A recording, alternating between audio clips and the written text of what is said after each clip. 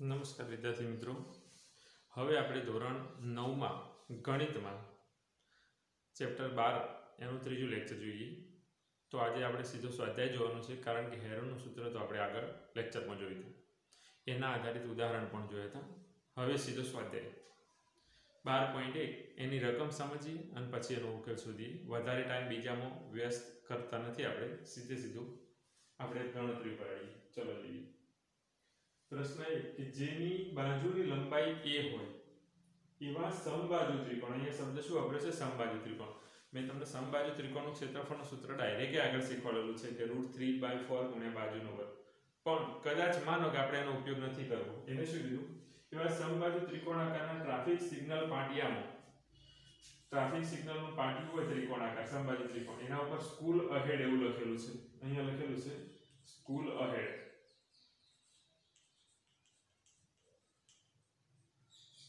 School ahead લખેલું છે, બરાબર? તો આ પાટિયાનું ક્ષેત્રફળ હેરોના સૂત્રથી શોધો. ભલે સમબાજુ ત્રિકોણ આપ્યો, પણ અહીંયા તમને ચોખવટ કરી કે હેરોના સૂત્રથી શોધો, એટલે આપણે હેરોના સૂત્રથી શોધવું પડે. પછી એમ કે જો એની પરિમિતિ 180 સેમી હોય, એટલે કે ત્રણ બાજુનો સરવાળો 180 સેમી, ત્યારે એનું ક્ષેત્રફળ કેટલું થાય? તો આપણે હેરોના સૂત્રથી, મેં તમને જ્યારે સમબાજુ ત્રિકોણનું ક્ષેત્રફળ શીખવાડતો હતો એ વખતે મેં કીધું હતું કે √3/4 એ સૂત્ર હેરોના સૂત્ર ઉપરથી કેવી રીતે મેળવી શકાય એ સ્વાધ્યાયમાં શીખવાડીશ. આવી વાત થઈ હતી આપણે. તો ફરીથી અત્યારે હું ચર્ચા કરું. જોજો કે સમબાજુ ત્રિકોણ આપણે લઈ લઈએ, ખાલી આપણી સમજ માટે, કે જેની ત્રણ બાજુ સરખી છે એવું, બરાબર? નામ ABC આપીએ. એની બધી બાજુનું માપ a આપેલું છે. માટે હેરોના સૂત્ર પ્રમાણે આપણે ગણવું હોય તો શું થાય? અહીંયા જોજો, S બરાબર a plus b plus c ભાગ્યા 2. એટલે કે a નું માપ એ b અને c ત્રણેય બાજુનું માપ a આપેલું, એટલે ભાગ્યા 2 આમ લખી શકાય. a પ્લસ b પ્લસ, એટલે એક બાજુના માપ લખવા તો અહીંયા તમને ત્રણેય બાજુ સમાન હોવાથી સરખી આપેલી, એટલે a plus b plus c ની જગ્યાએ a અને a ભાગ્યા 2. કેટલા થયા? 3 વખત a, 3a ભાગ્યા 2, આવો અર્થ થાય. આ આપણને મળે s. પરિમિતિ કે તો 3a, અર્થ પરિમિતિ 3a ભાગ્યા 2. હવે આના ઉપરથી આપણે હેરોનું સૂત્ર બનાવવું. તો ત્રિકોણ ABC નું ક્ષેત્રફળ બરાબર, આપણા જોડે સૂત્ર કયું હતું? s કૌંસમાં s ઓછા a, બીજા કૌંસમાં s ઓછા b અને s ઓછા c. ચલો સાદુરૂપ આપીએ તો અહીંયા હું બરાબર કરું. s એટલે તમને ખબર છે 3a ભાગ્યા 2, એટલે 3 ના છેદમાં 2 સમજો તોય ચાલે ને એના છેદમાં 2 સમજો તોય ચાલે. અહીંયા શું થશે? 3a ભાગ્યા 2 માઈનસ a, બરાબર? આપણે ત્રણેય બાજુ વારાફરતી વાત કરવાની. તો 3a ભાગ્યા 2 માઈનસ a અને ફરીથી 3a ભાગ્યા 2 માઈનસ a, એટલે ત્રણેય અર્ધ પરિમિતિ હતી, એમાંથી ત્રણેય બાજુ વારાફરતી વાત કરે. સાદુરૂપ જોજો નીચે આપીએ આપણે.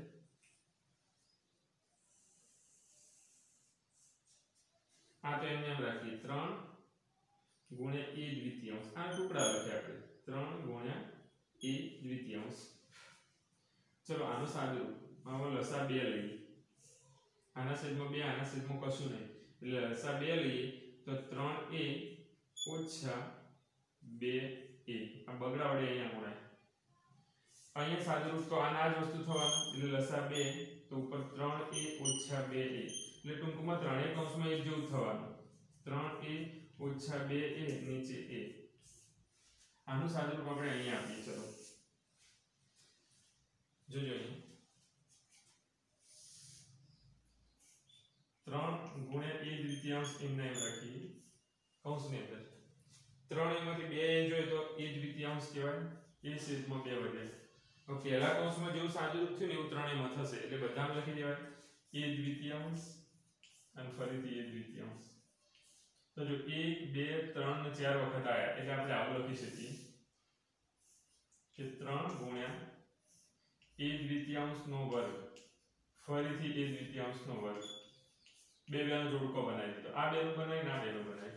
વર્ગવાળો પદ બહાર નીકળી જાય આપણને ખબર એટલે a દ્વિતીયાંશ ગુણ્યા a દ્વિતીયાંશ વર્ગમૂળમાં 3 વધ્યા જો જેનું વર્ગ હતું એનું વર્ગમૂળ બહાર નીકળે એટલે વર્ગ ઉડી જાય આનો વર્ગ હતો તો એનું વર્ગમૂળ બહાર નીકળ્યું વખત વર્ગ ઉડી ગયો અને જેના વર્ગ નતો એને વર્ગમૂળ મળ્યું તો આનું સાદુરૂપ શું થાય a સ્ક્વેર ઉપર a નો નાનો ગુણાકાર એટલે a સ્ક્વેર ભાગ્યા 4 ગુણ્યા 3 હવે આપણે આ ચલ કહેવાય એટલે અંગ્રેજી અક્ષર પાછળ લખીને 3 આગળ લખીને તો આવું થાય √3 છેદમાં 4 ગુણ્યા a વર્ગ બરાબર આ બેનો વચ્ચે તો ગુણાકારનો સંબંધ એટલે a વર્ગ આગળ લખો પાછળ લખો ચાલો એટલે સમબાજુનું જે આપણે સૂત્ર બનાવ્યું √3/4 ગુણ્યા બાજુ સ્ક્વેર એ જો હેરોના સૂત્રથી પણ આપણે ગણતરી કરી તો એ જવાબ આવ્યો બરાબર હવે એમ કહે છે કે એની પરિમિતિ તમને આપેલી 180 સેમી તો સમબાજુ ત્રિકોણની પરિમિતિ ઉપરથી બાજુનું માપ મળે ને બાજુના માપ ઉપરથી આપણે આ શોધી દઈએ તો અહીંયા લખાય પરિણામ 1 હવે લખીએ સમબાજુ ત્રિકોણની પરિમિતિ બરાબર 180 સેમી સમબાજુ ત્રિકોણની પરિમિતિનું સૂત્ર થાય 3a અથવા 3 બાજુ બરાબર 180 સેમી 3 ભાગાકારમાં જાય એટલે a બરાબર 180 ભાગ્યા 3 એટલે a બરાબર 60 6 તરિયા 18 એટલે a નું માપ એટલે એક બાજુનું માપ 60 થાય એક બાજુનું 60 ત્રણે 60 ની બાજુ હોય 60 60 અને 60 એટલે 180 થઈ જાય એક બાજુનું શોધી હોવા સૂત્રમાં મૂકી દઈએ અહીંયા પરિણામ 2 આપીએ તો ચાલો આપણે ગણવા સહેલું પડે પરિણામ 2 ની કિંમત પરિણામ 1 માં મૂકતો તો ત્રિકોણ ABC નું ક્ષેત્રફળ બરાબર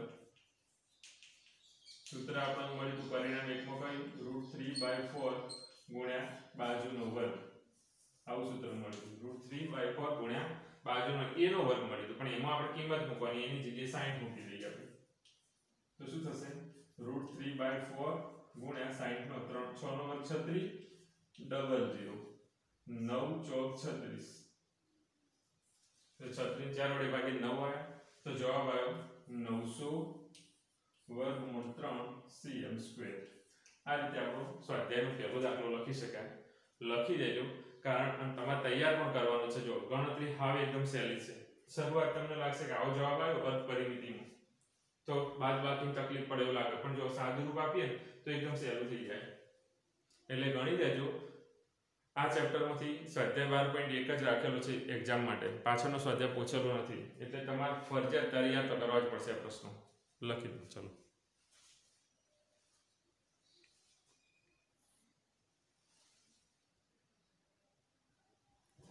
ચલો પ્રશ્ન 2 જોઈએ એક ફ્લાયઓવરની ત્રિકોણાકાર દિવાલનો ઉપયોગ જાહેરાત માટે કરવામાં આવે છે ફ્લાયઓવર એટલે ઓવરબ્રિજ આપણે કહીએ છીએ ને બરાબર વ્હીકલ જવા માટેનો એની દિવાલનો ઉપયોગ એની સાઈડની દિવાલ એ ત્રિકોણાકાર છે માની લો અને કદાચ તમારે જોવું હોય તો તમારે પુસ્તકની અંદર આકૃતિ દોરેલી છે બરાબર એનો ઉપયોગ જાહેરાત માટે કરવામાં આવે છે દિવાલની બાજુનો માપ 122 મીટર 22 મીટર અને 120 મીટર છે જો જાહેરાત પ્રતિ વર્ષે 5000 રૂપિયા પ્રતિ મીટર સ્ક્વેર એટલે કે એક વર્ષના 1 મીટર સ્ક્વેર જગ્યાનો ભાડું 5000 રૂપિયા આખા વર્ષનું 1 મીટર સ્ક્વેર જે સપાટી હોય એનું ભાડું 5000 રૂપિયા પણ આખા વર્ષનું એટલે 12 મહિનાનું તો આ કોઈ એક કંપની એ દિવાલમાંની ગમે તે એક દિવાલ 3 મહિના માટે ભાડે રાખે છે તો એને કેટલું ભાડું ચૂકવવું પડશે તો પહેલા આપણે ત્રિકોણાકાર દિવાલનું ક્ષેત્રફળ કેટલું થાય શોધી લઈએ પછી ગણતરી કરીએ તો માપ છે 122 22 અને 120 તો આપણે સીધી ગણતરી કરીએ કે S બરાબર a plus b plus c અથવા a plus b plus c ના લખો સીધું માપ લખો તો ચાલે 122 120 ભાગ્યા 2 તો કેટલા થશે 122 અને 22 એટલે 144 164 અને 264 मतलब 264 ભાગ્યા 2 એટલે 132 ત્યાં 132 મીટર શું આવ્યું અર્ધ પરિમિતિ આ હેરોના સૂત્રમાં મૂકી દઈએ તો અહીંયા લખું ત્રિકોણનું ક્ષેત્રફળ અથવા ત્રિકોણાકાર દિવાલનું ક્ષેત્રફળ, તમે એવું લખો તોય ચાલે. તો આનું સૂત્ર આપણે s વાળું લખવાની જરૂર નહીં, સીધું બાજુ બાદ બાકી લખી શકાય.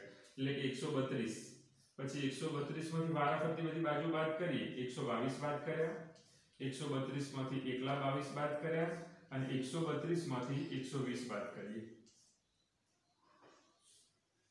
તો સાદું જોઈએ. 132 એટલે 11 ગુણ્યા 12 132. પછી 132 માંથી 122 જાય તો 10, 132 માંથી 22 જાય તો 110 અને 132 માંથી 120 જોઈએ તો 12. તો આના ટુકડા કરી દઈએ. આપણે 12 ની જરૂર છે અને 11 ની જરૂર તો આમાં થઈ જશે. સોરી 10 ની જરૂર છે અને 11 ની જરૂર, બંને આમાંથી પડી જશે. તો ટુકડા કરી દઈએ પહેલા. 11 ગુણ્યા 12 ભલે એમ નહીં રહે, આ તો ગુણ્યા 10 પણ એમ નહીં રાખી. આના ખાલી ટુકડા કરીએ. 11 ગુણ્યા 10 અને ગુણ્યા 12 આપેલા તમે જોઈ શકો અહીંયા. 11 બે વખત આપેલા, 12 બે વખત આપેલા, 10 પણ બે વખત આપેલા. 10 આવે તો એનો મતલબ 10 નો વર્ગ ગુણ્યા 11 નો વર્ગ ગુણ્યા 12 નો વર્ગ. ચાલો ક્રમ આગળ પાછળ વાંધો નહીં, લખી શકાય. ત્રણે વર્ગ વાળો એટલે વર્ગ ઉડી જશે તો સીધે જ વર્ગ હાથે વર્ગમૂળ ઉડી જાય. એટલે કે 10 11 અને 12. આપણને ખબર 11 ગુણ્યા 12 એટલે 132 થાય. આપણે હાલ જ હવે પાડે 11 ગુણ્યા 12 એટલે 132. 11 ગુણ્યા 12 એટલે 132 ને 10 વડે ગુણીએ એટલે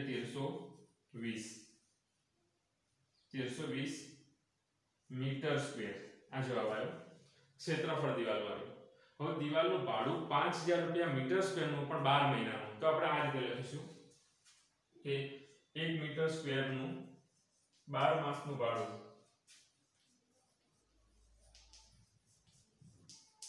બરાબર 5000 રૂપિયા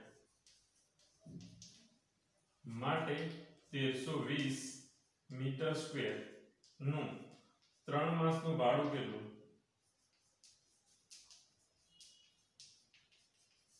તો અહીંયા આપણે લખીએ કે 1320 ગુણ્યા 3 ગુણ્યા 5000. જોજો અહીં ત્રિરાશિ હોય તો એક પહેલી રકમ છેદમાં જાય આ અને પેલી છેલ્લી ઉપર આવે, પણ આમાં ઉપર પણ 3 રકમ અને નીચે 3 રકમ થતી હોય તો નીચેની બે રકમ અને ઉપરની છેલ્લી રકમ એનો ગુણાકાર થાય, ઉપરની પહેલી બે રકમ અને છેદમાં જાય.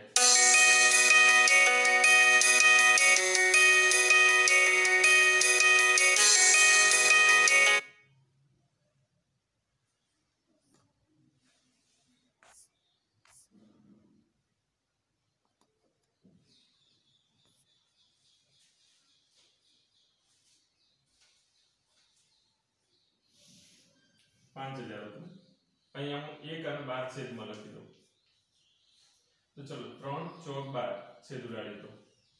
4 આને ભાગીએ, 4 વડે અહીંયા છેદ ઉડાડીએ તો 3 ચોક 12 3 ચોક 12 એટલે 33 આવે. મતલબ 132 ને 4 વડે ભાગો 33 ના 0 લગાવીએ એટલે 330. 330 નો 5 નો ગુણાકાર કરીએ 33 5 3 5 15 3 5 15 ને 16 165. પાછળ 1 2 3 ને 4 0 વધ્યા 1 2 3 ને 4 મતલબ 16,50,000 રૂપિયા ભાડું 3 મહિનાનું આવે. એટલે એને કીધું 3 મહિના માટે ભાડે રાખે છે કેટલું ભાડું ચૂકવવું પડે, તો આપણે કહી શકીએ કે માટે કંપનીને 3 મહિના માટે આ દિવાલનું 16,50,000 રૂપિયા ભાડું ચૂકવવું પડે.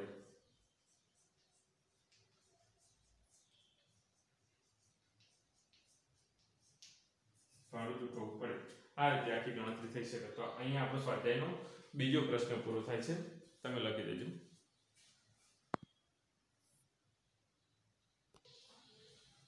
ચલો પ્રશ્ન 3 જોઈ લઈએ. બગીચામાં એક લક્ષણ છે, તેની એક બાજુની દિવાલ કોઈ એક રંગથી રંગી તેના પર keep the park green and clean એવું સંદેશ લખેલ છે. જો દિવાલની બાજુ 15 મીટર 11 મીટર અને 6 મીટર હોય તો રંગેલ દિવાલનું ક્ષેત્રફળ શોધો. અહીંયા ક્યાંય એવો ઉલ્લેખ નથી કર્યો કે ત્રિકોણાકાર, પણ આપણને ખબર છે જનરલી આ રીતે જમીન સાથે ઊંચાઈ હોય અને આમ ઢળતો ભાગ હોય એટલે લક્ષણી કહેવાય. તો એની કોઈ એક દિવાલ મતલબ આ દિવાલ એની બાજુનો માપ આપ્યો 15 મીટર, 11 મીટર અને 6 મીટર આ રીતે. તો અહીંયાથી ઉપર ચડીને છોકરો લક્ષણી ખાધો એટલે જનરલી આ દિવાલથી આનું ક્ષેત્રફળ શોધવું. ત્રણ બાજુઓનો માપ આપ્યો તો ત્રણ બાજુના માપ ઉપરથી ગણવાનું થાય એટલે હેરોનું સૂત્ર વાપરવાનું આવે. તો આપણે હેરોના સૂત્ર પ્રમાણે ગણતરી કરી તો જોઈએ શું થાય છે કે S બરાબર 15 + 11 + 6 ભાગ્યા 2. 15 અને 11 એટલે 26, 26 ને 6 32. એટલે હું અહીંયા લખી દઉં 32 ભાગ્યા 2 બરાબર 16 મીટર. એટલે અર્ધ પરિમિતિ 16 થઈ ગઈ. હવે ત્રિકોણનું ક્ષેત્રફળ શોધીએ અથવા લક્ષણીની દિવાલનું લખો તો ચાલે અથવા ત્રિકોણનું લખો તો ચાલે. ચલો ત્રિકોણનું ક્ષેત્રફળ બરાબર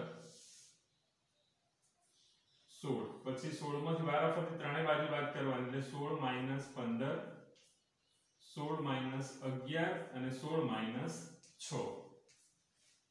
તો એનું સાદુરૂપ આવું થશે.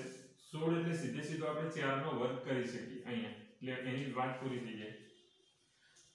16 માંથી 15 જાય તો 1 વત્તા 16 માંથી 11 જાય તો 5 અને 16 માંથી 6 જાય તો 10. ચલો આના ટુકડા થતા કરી દઈએ. પહેલા 4 નો વર્ગ એમ નામ રાખી. 1 તો ન લખીએ તો ચાલે કારણ કે 1 નું વર્ગમૂળ 1 જ થાય. અહીંયા 5 એમ નામ, અહીંયા 5 * 10 થાય.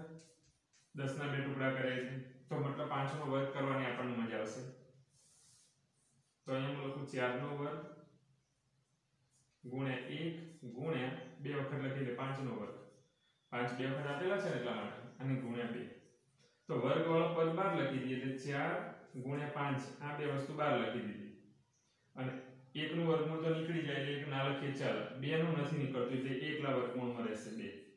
તો જવાબ આવે 4 × 20 વર્ગમૂળ 2 મીટર સ્ક્વેર.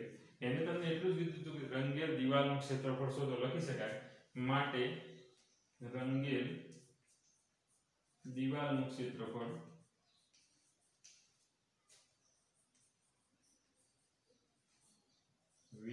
વર્ગમૂળ 2 મીટર સ્ક્વેર થાય.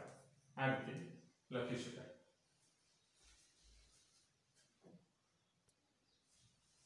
ચલો અહીંયા જોઈએ પ્રશ્ન 4 અને 5 એ હોમવર્ક. કારણ કે પ્રશ્ન 4 એ ઉદાહરણ 1 જેવો છે અને પ્રશ્ન 5 એ ઉદાહરણ 3 જેવો છે.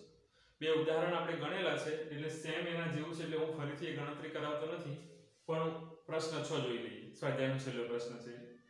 સમદ્વિ બાજુ ત્રિકોણની પરિમિતિ 30 સેમી અને સમાન બાજુઓ પૈકી પ્રત્યેકની લંબાઈ 12 સેમી હોય તો ત્રિકોણનું ક્ષેત્રફળ શોધો. અહીંયા પ્રશ્ન સમજવું જરૂરી છે. જોઈએ કારણ કે સમદ્વિ બાજુ ત્રિકોણ આપણને કીધું ને એટલે આપણા મગજમાં એ વાત ક્લિયર હોવી જોઈએ કે ત્રિકોણની બે બાજુ સમાન છે તો જ સમદ્વિ બાજુ કહેવાય. મતલબ અહીંયા હું લખી દઉં AB ને AC બેનો માપ સરખા છે. હવે આગળ તમે એક શરત આપી કે સમદ્વિ બાજુમાં જે સમાન બાજુ છે ને અહીંયા લખ્યું છે સમાન બાજુઓ પૈકી પ્રત્યેકની લંબાઈ 12 સેમી. એટલે એકની 12 સેમી હોય તો બીજાની 12 સેમી એમ. બરાબર. આખા ત્રિકોણની પરિમિતિ 30 છે. જે છોકરાઓ આ અર્થ નહીં સમજતા ને એને એવું થાય કે ભાઈ ત્રીજી બાજુ 30 ની હશે તો ખોટું પડે. બે બાજુઓ 12 ની અને પરિમિતિ 30 આપી મતલબ આ બેનો સરવાળો કરીને પરિમિતિમાંથી તમે બાદ કરો ત્યારે તમને ત્રીજી બાજુ મળે. એટલે આપણે શોધી શકીએ કે ધારો કે ત્રિકોણ ABC એ ધારો કે ત્રિકોણ ABC માં આપણે માપ પર લખી દઈએ. ચલો આપણે જાતે નામ આપ્યું છે. ત્રિકોણ ABC માં AB બરાબર AC બરાબર 12 સેમી. AB બરાબર AC બંને સરખી છે એટલે 12 સેમી છે. આવું આપણે ધારી લીધું.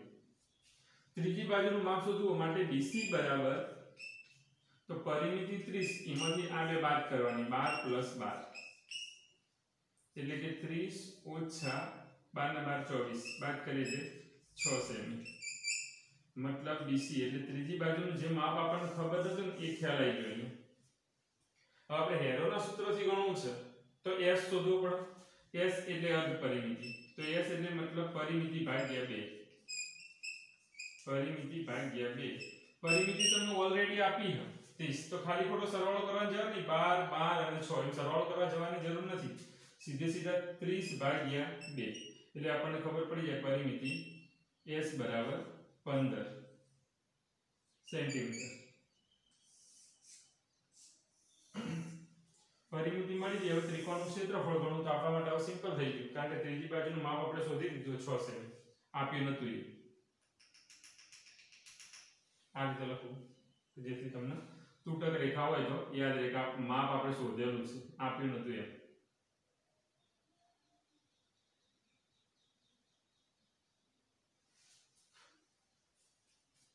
ત્રિકોણ ABC નું ક્ષેત્રફળ